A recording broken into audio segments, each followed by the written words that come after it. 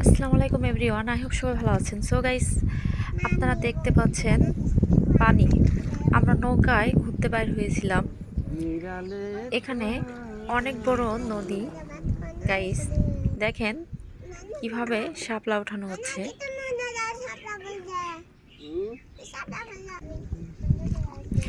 এখানে রাস্তা দুই ধারে পানি এবং পাট নেওয়া হচ্ছে।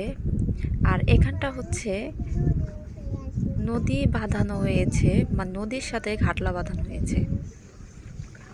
কতটা সুন্দর গাইস, দেখেন কতটা সুন্দর ভিউ। আর এখানটা হচ্ছে হাঁসগুলো কতটা সুন্দরভাবে